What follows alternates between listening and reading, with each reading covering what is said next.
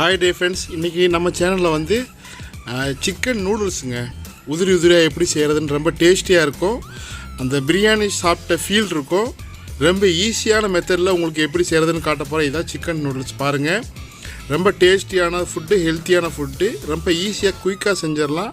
நான் சொல்கிற மெத்தடை ஃபாலோ பண்ணுங்கள். கொஞ்சம் குயிக் டூர் மாதிரி சீக்கிரமாக காட்டுறேன் நான் டக்குன்னு.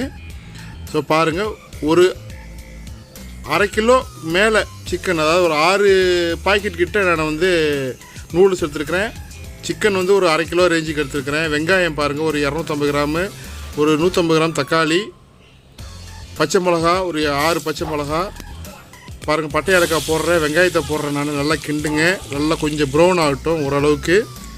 ஸோ அந்த ஸ்டேஜில் அதுக்கப்புறம் வந்து அதுக்கு முன்னாடி இந்த நூடுல்ஸை வந்து நல்லா வேக வச்சுருங்க. பக்கத்துலேயே தண்ணி, அதுக்கு தேவையான சால்ட்டு, கொஞ்சம் எலுமிச்சம்பழத்தை போடுங்க. அதில் தேவையான பட்டை ஏலக்காய் போட்டு அதுலேயும் நல்லா கொதிக்க வைங்க. கொஞ்சம் எண்ணெய் ஊற்றுங்க நூடுல்ஸு வேக வைக்கும்போது. இது வந்து இப்போ எண்ணெய் ரெடி ஆகிடுச்சு பாருங்கள், வெங்காயம் ரெடி ஆகிடுச்சு பாருங்கள். பட்டை ஏலக்காய், தக்காளி, பச்சை மிளகா, கொத்தமல்லி, புதினா இதெல்லாம் போட்டு ஒரு கிண்டுறோம். நல்லா வணங்குது. இஞ்சி பூண்டு போடுறோம் பாருங்கள். இந்த அளவு ஒரு 40-50 கிராம் இஞ்சி பூண்டு ரெண்டுமே சரி சமமாக அரைச்சது. இப்போ கறியை போட்டாச்சு, மிளகாத்தூள் போட்டாச்சு, மஞ்சத்தூள், இவ்வளோ தாங்க, வேறு எதுவும் கிடையாது. இந்த கரம் மசாலா, கறி மசாலாலாம் கிடையாது. தேவையான தயிரை ஊற்றுங்க, ஒரு 100 கிராம் அளவுக்கு தயிர், கிண்டுங்க. ஸோ உப்பு போட்டுருங்க அந்த ஸ்டேஜில். இப்போ ரெடி ஆகிடுச்சு, அதையும் காட்டுறேன் நான். உப்பு போட்டுருங்க அந்த ஸ்டேஜில்.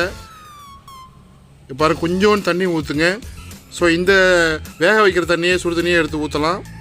வெந்துருச்சு பாருங்கள். அது அமுக்கனாக்கா அப்படி போகணும், இந்த ஸ்டேஜில் எடுக்கணும். இதுதான் முக்கியம். ஒரு 10 நிமிஷம் ஆகும் வேகிறதுக்கு. ஸோ இங்கே இது வந்து ரெடி ஆகிடுச்சு. கொஞ்சோண்டு தண்ணி ஊற்றுங்க, தேவையான தண்ணி.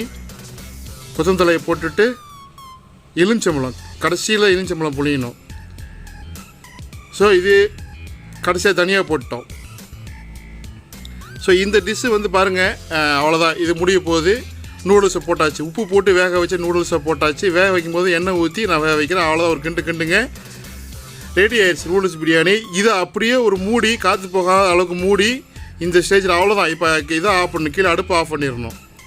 ஸோ 10 நிமிஷம் அந்த மசாலா கறியெலாம் வெந்துச்சு. கறி வெந்ததுக்கப்புறம் கறியை வந்து பொடியாக நறுக்கி போட்டேன் நான். கறி வெந்ததுக்கப்புறம் கொத்தமல்லி, புதினாத்தெல்லாம் தூவி அவ்வளோதான், மூடி வச்சு மூடிடுவேங்க. வேலை முடிஞ்சது. ஸோ மூடிட்டாக்கா அவ்வளோதாங்க. கொஞ்சம் ஒரு சின்ன வெயிட்டை வச்சுட்டு மூடி ஆஃப் பண்ணிவிட்டேன். அவ்வளோதான். இப்போ ஓப்பன் பண்ணுறேன் பாருங்கள். இப்போ ரெடி ஆகிடுச்சு பாருங்கள். ஸோ இதெல்லாம் 10 நிமிஷம் அப்படியே தம்மில் விட்டேன் நான். நூடுல்ஸ் உதிரியாக ரெடி ஆகிடுச்சு. அருமையாக இருக்கும், ஹெல்த்தியான ஃபுட்டு. பிரியாணி சாப்பிட்ட ஃபீல் இருக்கும். குயிக்காக செஞ்சிடலாம். குழந்தைங்களுக்கு செஞ்சு கொடுங்க உங்கள் வீட்டில். இது வந்து எங்கள் ஊர் சைடில் செய்கிறதுங்க. அதாவது திண்டுக்கல் பள்ளப்பட்டி ஸ்டைலில் செஞ்சுருக்கிறேன். பள்ளப்பட்டியில் இதுதான் வந்து ரொம்ப கொஞ்சம் ஃபேமஸாக சாப்பிடுவோம் நாங்கள்.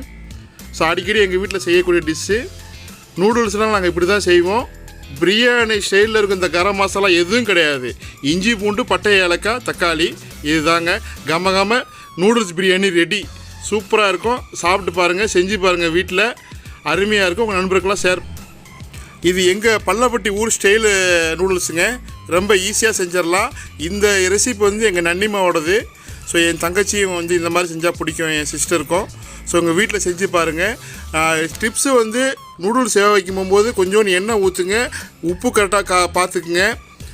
அப்புறம் ஒரே ஒரு காவாசி எலுமிச்சம்பழம் புளிஞ்சு விட்ருங்க, இல்லாட்டி அப்படியே முழுசாகவே போட்டுருங்க. ஸோ ரொம்ப நல்லாயிருக்கும். செஞ்சு பாருங்கள் வீட்டில். நன்றி நண்பர்கள், நன்றி, வணக்கம்.